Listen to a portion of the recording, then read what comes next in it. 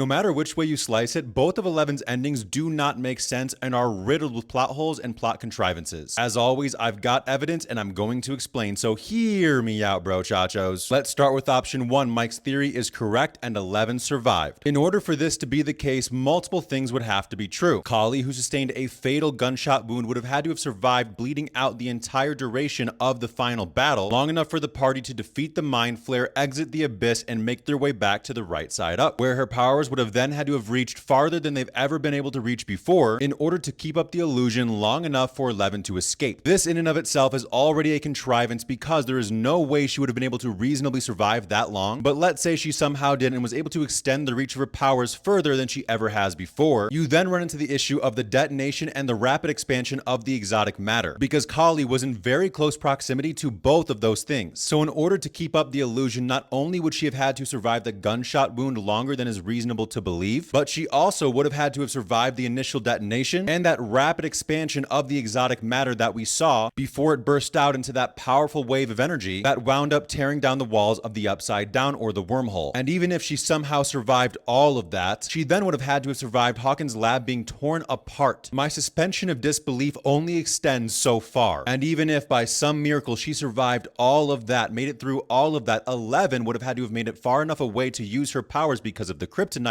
to pull Mike into the void and have that final conversation with him. And you'd have to expect me to believe that the military sat there and watched Eleven standing still for 3 minutes without going up to her body, where they then would have realized that it was an illusion and would thus begin hunting her again, which is a nice segue into the plot holes and contrivances of option 2. Option 2 being that Eleven really did lose her life in that moment. Again, why would the military and Dr. K, who have been viciously hunting her, sit there and watch her for 3 minutes without going up to capture her? It doesn't make any sense, and it completely betrays the prior characterization of Dr. K and of the military following Dr. K. Also, in that case, how did she magically slip by the military when exiting the truck? And then the other example everybody's been pointing out, which leads people to believe that she is still alive: why was there no nosebleed when she pulled Mike into the void? Which, by the way, is still a new power they never explained how she developed. Both of these options require me to suspend my disbelief beyond what I believe to be reasonable. And I know for a fact there were many other ways they could have written this so that it wasn't so unbelievable and so full of contrivances and plot holes, while still maintaining this moment being an ambiguous ending for Eleven. But let me know what you thought about the fate of Eleven and what you think about the plot holes and contrivances surrounding it. Share this with your Stranger Things friends and follow me for more Stranger Things analyses and breakdowns.